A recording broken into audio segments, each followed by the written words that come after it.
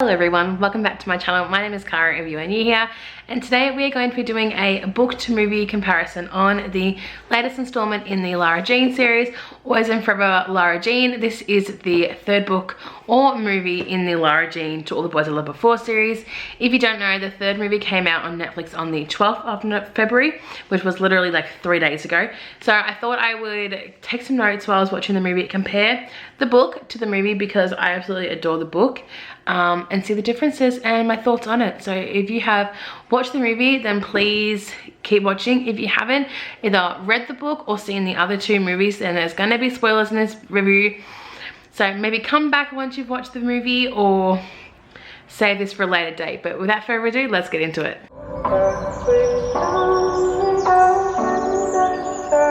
So if you are aware of the premise of the second book, basically Lara and Peter are happily together again, which I'm a bit about because hashtag Team John Ambrose. But basically this story is about Lara and Peter getting ready to go off to college, celebrating their last year of high school together, and just figuring out where in the world they're going to be sort of with each other in college life. This is the last book in the LARA JEAN series, or the To All the Boys series. From when I read this book, it is a shorter one compared to the other two.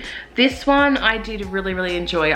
The second one is always my favorite, movie and book, but I did enjoy this one. So I was really interested to see how the movie would actually compare and how they would interpret the plot of the book.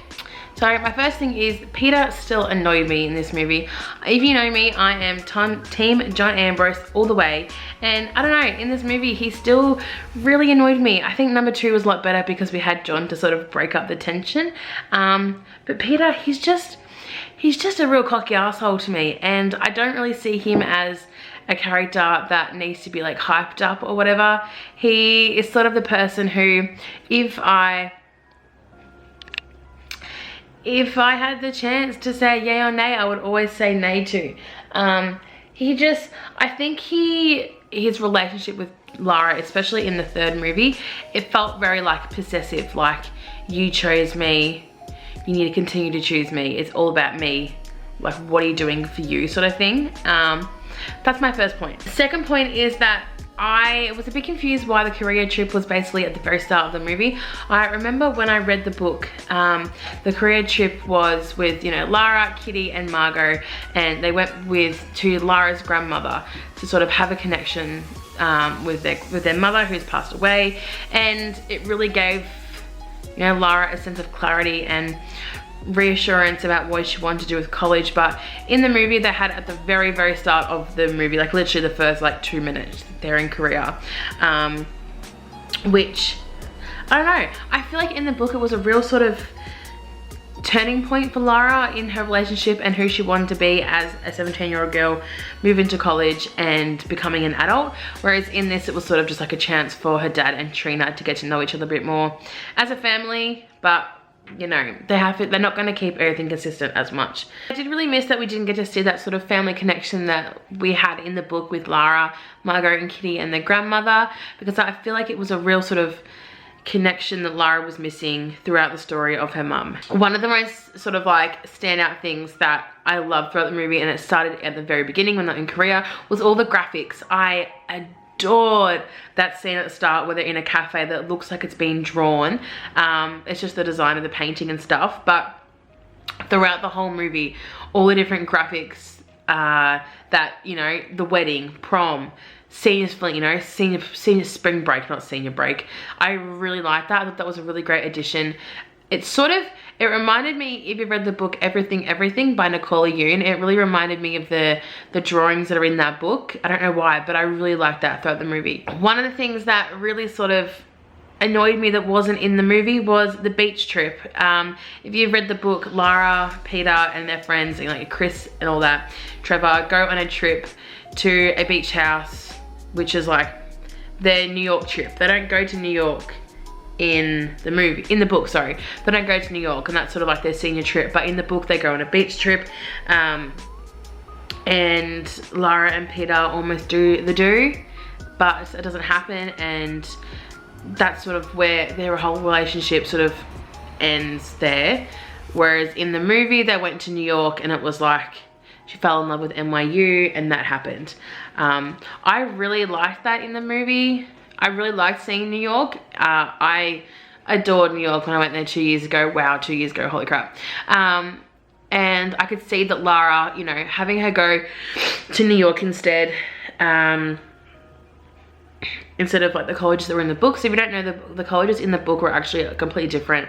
The book wasn't set in Portland, so it's like they've got to change university so it works more geographically. I understand that, but I actually enjoyed seeing Lara in New York, but obviously that never happened in the book. So that was a bit of like a, where are they, what's going on? But yeah, I wish we had that beach trip because it really showed how Lara was planning to, you know, grow up and move on, whereas Peter just wanted to be this homeboy, stuck in the same, not stuck at the same home, but sort of like still in the same routine as he was his whole life. He didn't like change, whereas Lara wanted to move up, grow up and become an adult. One of the most important things in the book that I wish they had in the movie was Lara having Peter's mum invite her over to ask her to break up with him. Now, if you don't know, Peter actually planned to change university to go the same one as Lara does, whereas in the movie, Peter says to Lara that she can transfer to Stanford once she's done a year at Berkeley. Now, in the book, that doesn't happen. Peter's mum actually tries to get Lara to break up with him to make sure that Peter has his, you know, his scholarship and his goals and all that happen for lacrosse. That was a real sort of, in the book, point where the relationship that Peter has with his mum and his dad is shown as to how that's infiltrating his relationship, and his mum trying to have that control over him by not losing her son is put onto the relationship. And I wish we had that. We didn't really get much of a relationship between Peter's family in the story at all in the movies. In the book, it is a really important part because it shows why Peter's vulnerability is so high because of all the trauma he's gone through with his family. And in the movie, that's not really explored, but I know you can't do everything. But I feel like that would have been a really integral part to show like the adult relationship between the two of them and make them a bit more relatable to a lot more people instead of just being like a high school loved up couple. You could see this like real maturity from them, which I wish you sort of would have had. I thought the standout performer, and I've said this all three movies, was Kitty. I adore Kitty. She is the most perfect character. She's so well-rounded, and even though you know she's young, she really plays a girl who is learning about life with two older sisters, having a white dad, and it just, her one-liners and quirky habits and traits, the fact that she wears a suit to their wedding, she falls in love with a boy from Korea and then realizes he doesn't like Harry Potter. It's just like, she's a really, really great character, and I feel like if you are going to watch these movies, if you've never seen them before, I guarantee the first person you'll fall in love with is Kitty. So let me know in the comments down below, who is your favorite character out of the series? Mine has to be Kitty and John Ambrose, and the fact that he wasn't even in this movie really annoyed me because he was meant to be in the wedding with his new girlfriend, showing Lara that he was over her, but he wasn't. And it's like, John Ambrose was robbed. He was only in one movie and he was the best character in the entire series. John Ambrose and Kitty. Let's just talk about them. The last thing I have to say is that Lana Condor was the most perfect Lara Jean I could ever picture. I know like a lot of people, when these covers were released back in the day, I feel like I'm so old. I think this was released 2017, I believe. Yeah, 2017. Everyone's like, oh my God, that's the person who's gonna be in the movies. That's just literally a model. I have no idea who she is. But the way I pictured her, the way I pictured Lara Jean is exactly how Lana Condor portrayed her, and I think she was the absolutely best Lara they could have pictured and portrayed in this role. So they were my thoughts on Always and Forever Lara Jean. I did enjoy it. I just didn't feel like it had the same spark the other two movies had. Obviously the first one, you were introducing a brand new story and characters, and it has that real excitement to it. The second one, without question, is the best movie in the whole franchise. Fight me on it, I don't even care.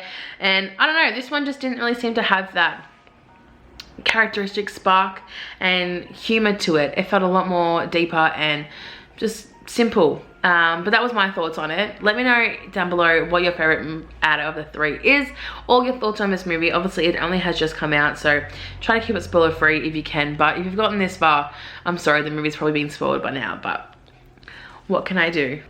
So yeah, now that To All the Boys series is out, and if you don't know, I'm pretty sure Jenny Han has been given the rights to produce the Somewhat I Turned Pretty series into an Amazon TV show. I'm not entirely sure about that, but it's probably not the last we're gonna see of Jenny Han's content. And if you don't know, the little Easter egg in all 3 movies is to find Jenny Han. Literally the entire movie I'm like, where is she, where is she, where is she? And I found her, and that was a good little way they tied her in at the very end. But yeah, if you guys enjoyed this video, make sure you give it a big thumbs up. Let me know down below what your thoughts on the movie were, or who your favorite character out of the entire series is. And if you haven't subscribed already, make sure you do. I post videos every single week, and I'd love to see you again next week. Thanks for watching. Bye.